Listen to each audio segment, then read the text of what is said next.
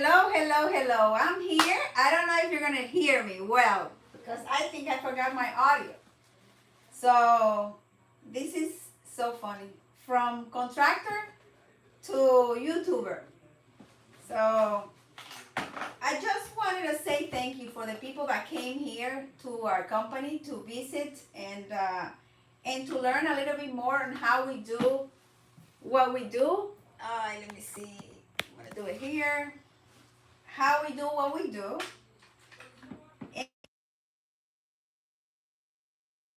How much fun we had in that conversation, talking to trade partners, learning from them, hearing what they want to talk about, what's a concern, how do we co-elevate together. We we had a really good time. I hope this audio functions well. Let me see. Okay. So yesterday we had a meeting with it was a lunch and learn. They came in and we had a great time. Had lunch. The parking lot was full. But the good part is that we share ideas, challenges, errors, mistakes. And the thing of what causes the most problems across the board is communication. And I'm fascinated by that because communication apparently is an easy thing for some people, but it's not really, it's not, because it involves a lot of human behavior. In our industry, there's a huge effort to provide clarity from the moment we provide a proposal, or we read about a proposal, or we look at specs and drawings, and to the moment we receive pricing. If you're a general contractor, you receive pricing from.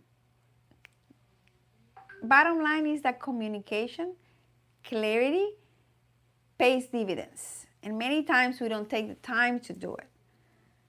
So I just wanted to pass by here to talk about 7 proposal mistakes we make that really cost everybody money. Trade partners, the client. You know, when a project doesn't go well, nobody makes money. Nobody wins because a delayed project, it's just expensive for everybody. Nobody goes into a job to be years and years and years waiting for final payment. And that's something we try to avoid. We've made those mistakes of selecting clients inappropriately and not doing a better job at due diligence.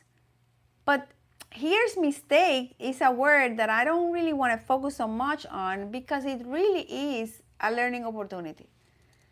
How do we do it differently? Every failure is an opportunity, but many times we give up when we find the failure. So here I just want to give you some mistakes that you want to focus on. You don't want to fail at this. You want to do a better job, create systems around it. And they destroy your profitability and your relationship with whoever you're pricing, whether you are a GC or you are a trade partner. So let's say it just destroys your margins. And of course, it's all about risk and protecting capital, protecting the investment of your company, of the developer, of the investor. Everybody is in the business of protecting capital. It's everybody's business. So you want to provide a price that is not wishy-washy. Pricing ambiguity, instead of clarifying, it costs money. And sometimes we don't invest the time. We want to price a lot, and we don't invest the time in diving deep in the scope of work and really asking questions. Now, sometimes you can see drawings that are not done with quality. And you can see the quality of product that an architectural and engineering firm produces based on how it really is. Do you need to have ask a lot of questions, or did the architect and engineers cross-reference drawings and study them across the disciplines? That's an indication. That's a bad start, because really we go by plans and specs. So if the drawings are not good, it's not a good indicator. Now, how do you price a project that you know from the get-go the quality is not good? You have to RFI and RFI. And you do the best you can, right? Because you have a certain amount of time. But you definitely want to do a due diligence RFIing the project, asking for additional information, and really understand the assumptions that you're making. Because every good idea that didn't work started with an assumption. So study your drawings. The other thing is study with your vendors. Analyze and brainstorm with them. It's all about strategy too. How do they see the job? How do you see it? Because means and methods are our responsibility, but means and methods can make you or break you too. We can even ask the people in the field, how would they do it? What's the production approach that they would use? And so bringing in people from the field, it's a really good idea for making sure that you're not assuming what you're not supposed to assume, and that you have a plan to execute, because the price is important, very important. That's where you win or lose. And then execution is the next big element. And execution without the selection of the right team, it's very difficult to be successful when you don't have the right team. It's all about the team. It's all about the people. In our companies, whether it is in the pre-construction process or in the execution process, whether it's accounting, it's all about the people. People are key for success. Culture. What kind of culture do you have in your business? Is it a problem-solving approach, or is one of pointing fingers? Because watch, our industry has a lot of pointing fingers. People do not necessarily want to drive solutions. And this is also about personalities. Some personalities, and you probably can see that even in your own house, are about who did it wrong. Is it me? Is it me? Or is it you? And if it's you, I'm not doing it. So that's a toxic culture that doesn't allow you to solve problems. So watch for that. And many times if we have it, we created it. So watch for that. Now, ignoring specs is the second one I want to talk to you about. Second mistake. Ignoring the specs and manufacturer's recommendations. I've seen this. One time I was a project manager of a train station here in Miami, in Miami. And it was a takeover. Actually, I started as an assistant project manager, and then I finished the job as a project manager.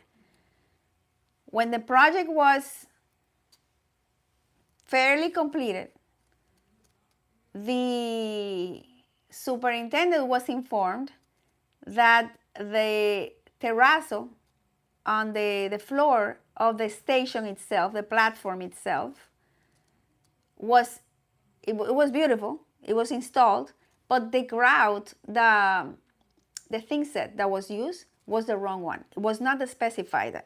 Can you imagine? This thing was completed. Nobody figured it out before, neither the inspector, nor the owner rep, nor the superintendent, nor the subcontractor.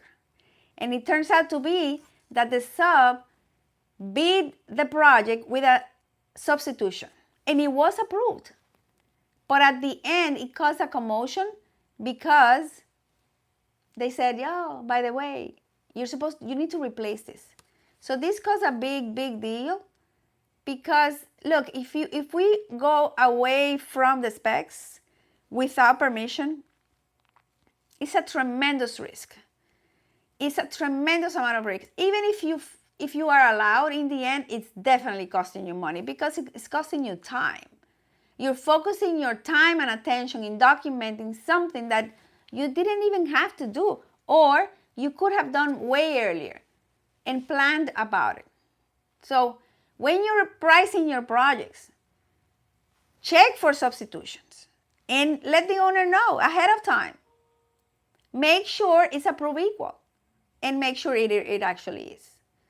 So going away from the specs is a tremendous amount of risk, but you want to RFI that. Are they allowing it? What does it mean? What do they mean by approved equal? Is there anything that is not approved equal that you would not consider? Ask questions. Questions are great for clarification and great for minimizing risk. So, RFIs. I have seen a lot of projects bid without one question. And that's another way the client can determine how knowledgeable are you on the project. Now, there are some clients that I've seen this, that they pretend that a project that was specified and the construction documents were built in a course of 2, 3, 4, 5 years. And in the end, they turn out to be poor quality. Some people, some clients, want to pass the responsibility to the GC and the subcontractors to figure it out in two weeks, to discover every single error the drawings have. But I want you to know, that's not our job. We are going to do the best we can. The best we can. But that's the architect and the engineer's job. They need to be accountable for their part. That's why we don't make this amount of money. So we want to be a team with the architect and engineer. Do the best we can in giving them the information as we see it. But some architects, and this is some people, they don't want to make a decision because they don't want responsibility. And I get it. Sometimes it's because the client that they're working for, it's prompt to not assume responsibility either and blame the architect for everything. So those type of scenarios are not good for anybody. A reasonable scenario is to assume your responsibility. Be honest. We're not perfect. Neither I am, neither is the architect, neither is the owner.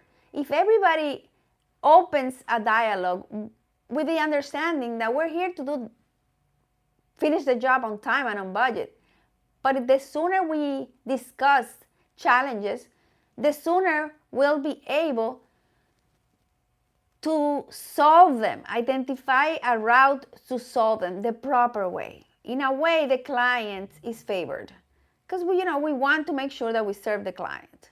That's our priority, serving the client at the highest level. So let's go to the next one. Schedule and facing risk. Projects sometimes are faced, and schedule is how do we plan on doing this? Everybody has a different view. However, the contract documents, they have basic information to more detailed information on the schedule and the phasing. The contract documents define how the owner sees, and the architect and the engineers, how do they see this job happening in the course of time. They have their idea.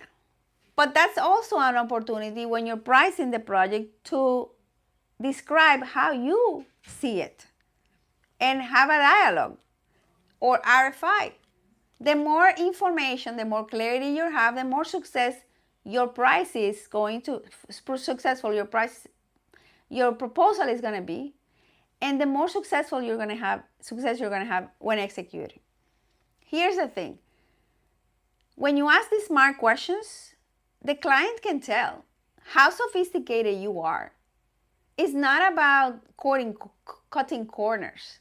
It's about bringing in, partnering with the rest of the team and becoming an expert in one area, and you providing the information to the team on how do we do this better. I had a question yesterday of somebody saying that we should provide the scope of work, detailed scope of work for this trade. But that gets tricky because if I have to, it depends.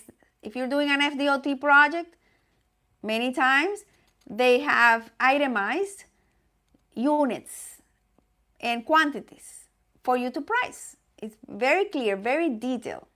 That's one type of contract, unit price contract. But when you provide a lump sum price, it is very hard to request from a trade partner, just a person that is doing focusing on one scope, let's say demolition, and go through all the drawings and all the specs and create all the scope sheets to the detail level in 2-3 weeks. That's kind of difficult. But in reality, risk management is risk transfer. So we are relying on the expert of a specification section to define the details in their pricing. We're gonna say, okay, I want you to take care of this spec, that spec, and in general terms. But it's important that they provide feedback. Same thing, ask questions, call. I think this, after COVID, it's all about partnering. We're not gonna be able to do work the way I think we used to. It's about teaming, partnering. How do we do this better? How do we collaborate? How do we go hand in hand? Because we're going to find challenges on projects for sure. But if we're a team, we'll solve them better and faster if there is trust. So we would like to invite our trade partners to be more honing into the drawings and specs and be able to pick up the phone and say, I need this clarification, I need this, I need this, I need that, in order to provide you with a good quality proposal. And more than anything, provide a successful execution on this project. The more detailed our pricing is, and the better we study our strategy, our approach, we have more chances to be successful, because we don't want to do proposals that are cookie cutters. It's hard to win like that, because you don't understand really the intent of the client. Understanding really what's the client's pain and what's their need is so important. So important. We're here to solve problems, their problems. That's why we're in business. So with that level of focus and gratitude, right, it's a blessing to be able to serve our clients. And so going into a proposal with the clarity that you want to identify their pain, it's the pain is not only to finish on time and on budget, but they have a pressure. There's a reason why they went through a 2-year putting a proposal, a program, and asked for approval on budget and all that stuff. There's a problem that they're solving, and there's a need from the community. There's a need from the end user. What is it that they really, really, really want? Yeah, we know they want to finish on time and on budget, but what's the purpose behind it? That is important for us to find out. And really think about it. Spend time strategizing and thinking, how do we serve them best? Serving our client to the highest level, it is the outcome. So the sooner we realize this, and the better homework we do during proposal time, we're going to be able to start the project with all our, with a defined plan, with a strategy. You don't want to go into a project without a plan. And so make sure that the structure in your proposal complete is a lump sum, but it's gotta have everything in it. Where we have to have the whole cake in it. If it's not identified in the scope, then it's not ours. It's that simple. And if it's not identified, you need to be able to spend time and focus documenting. Because documentation is huge for risk management in our line of business, in our industry. We need to get our trade partners to document, and we need to get our vendors to document, but we also don't want to tell them to do work for free. So we want them to be educated in what to do when there's a discrepancy in the drawings or the specs. They need to ask a question as fast as possible. And they don't want to do the work without an approval, because that's working for free. We don't want that. We don't want that for you, and we don't want that for us. And I want to say that the right client doesn't want it for us either. Now, the client, most contracts, I haven't seen one that doesn't. They say, do not do change order work without an approval. That's one of the first clauses you want to see when you are reviewing a contract. How do they treat change orders? How do they treat payment? That needs to be part of your proposal too. You want to understand the contract that you are pricing. You want to understand what kind of date are you getting into. I mean, that's a fair question. The flavor of the contract gives you an idea of the client. So do that due diligence for you, for your team, and for the client itself. So we want to have that strategy, and we want to build that strategy with the schedule in mind, and understanding that if the client has an approach or a reputation of not paying, that's going to hurt you. So do some research on the client. We have been hurt so much. I don't know about you, but I have been hurt so much. A lot of times we believe the person that is coming to us representing the client is yes, I'm going to pay you. And let me tell you, I'll never do that again. Sometimes we think everyone is going to be the way we would be. But you'd be surprised what people do when money's on the line. How many people give you a price that walk away from a project? We've had many contractors, subcontractors, not many, but there's a few, that when they figure out that they made a mistake, they don't honor their word and their pricing. They don't honor it. They walk away. That's why they are called irresponsible bidders. So we want to do that homework too. Who are we marrying? Not only as a client, but also the team that we're selecting. Who's the staff? Who's going to be our team? Who's going to go to war with us? Because these projects sometimes take a year, 2 years, 3 years. And so, again, homework. Study it.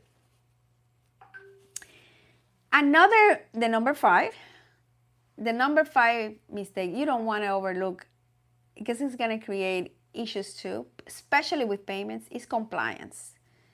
The bigger the government agency, the bigger the compliance. Compliance talks about wages, certified payroll, workforce rules. It's paperwork that many people don't like.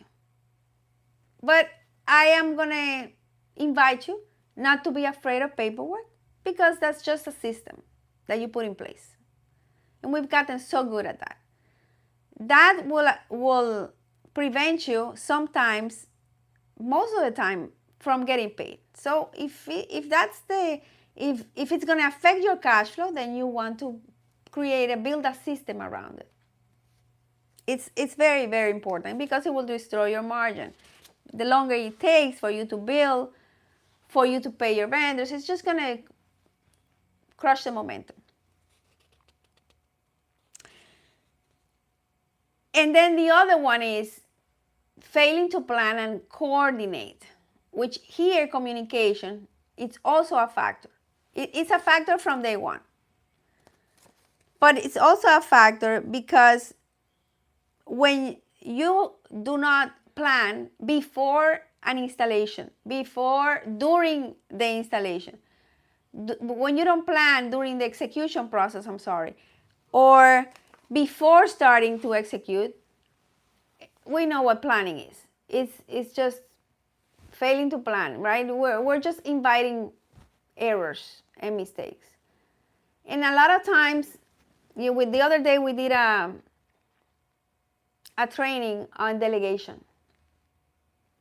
That was really good. And you have no idea how many times people run away from planning and delegating. And the excuse I always hear is, oh, I don't have time for that. If I have to plan it, I'd rather do it myself. Or if I have to train somebody to do this work, I better do it myself. I just don't have the time. And time is a resource that we all have the same of. But I have to say, time is something that I was one of them, of those that preferred to do it myself instead of having to deal with people dealing with excuses or no, resistance. So much of delegation, the blockages that we have, it's because we don't know how to deal with resistance. We don't know how to provide clarity. We don't know how to have crucial conversations. And so everybody's wired differently, and everybody sees challenges differently in problem solving. So in here, really, there's a mindset component from the leader and from the person that is being led. It's mindset, no doubt. And so here's an invitation for us to become better at communicating, at being more positive. It can be done. There's always a way. I can do it. If somebody else could do it, I could do it. And so take the time to identify the gaps that you have in your schedule, coordination conflicts, because if we don't do it at the beginning, we're going to have it later. It's just, unfortunately, construction is one of these that time pays. There's a huge penalty for not finishing on time. And not only a penalty the client can assess, but also everything else that comes with it. So I would say there's no reason why we should not start planning and doing pull planning, which is planning from the end, beginning with the end in mind, to the beginning, even before you walk on the job. You can be building your schedule, or you should be building your schedule, during your pre-construction phase. No doubt. And the other one, that it's always a thing, I always talk about change orders, doing change order work without an approval. That is one that I don't think I will ever, I don't think that's going to disappear. And not being negative, but it's difficult to be perfect. Perfection doesn't exist. We're not perfect. General contractors are not perfect. Trade partners are not perfect. Owners are not perfect. And architects and engineers are not perfect. We all make mistakes. However, how do we deal with them? And so there are clients that they understand that there are going to be changes. And they actually have an allowance that is put in the bid, in the price, for changes, 10%, 15%. So they can be more efficient in approving changes. It could be changes that are required by the owner, by the end user, something that they thought should be this way, and then they figure out it was going to be this way. there are changes. Life is changing constantly. So we need to be able to be flexible enough to allow changes to happen. Unforeseen conditions. We don't control anything in this world.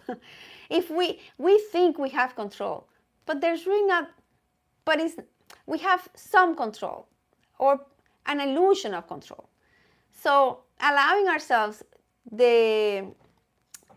having a plan, but knowing that the plan can change and it will change, and adjusting as much as you can.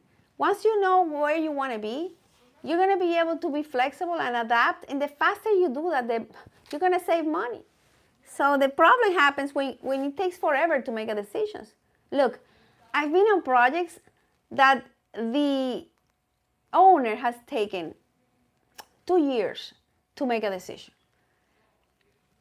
Insane. 2 years. 2 years. Can you believe that? And you have a bunch of people waiting for someone to make a call. Well, that happens in life too. Sometimes we take 2, 3, 4, 5 years to make a decision on something that affects our health. We're afraid. We're just afraid to fail. And that is the problem. The more we can change that mindset, the more progress we're going to see in our industry and in our lives. You got to make decisions, take action, and adjust as frequently as necessary. I tell you, fear freezes us. I don't know if it has happened to you, but I've been on projects where, yeah, it freezes me. But the more I practice taking action, trusting God, elevating my faith, being strong, thinking that it always happens for my good, anything that happens in my life, the more I can make decisions. And so, practice getting better at understanding what went wrong on a project during the proposal phase, during the execution phase, and the closeout phase. Practice that. Create systems around what went wrong so it doesn't happen again. And if you don't give up and you continue until you see the vision that you originally dreamed about. If you don't stop, continue to be better, practice being better in this journey of life. We're not perfect, but we definitely create the best version of ourselves every day, as long as we don't give up. So with that, I leave you, and I hope you enjoy it. Let me know what do you think about these mistakes, and if there's something that served you, how did it help you? Let me know. I will read your comment. Thank you so much, and have an amazing day. Stay blessed.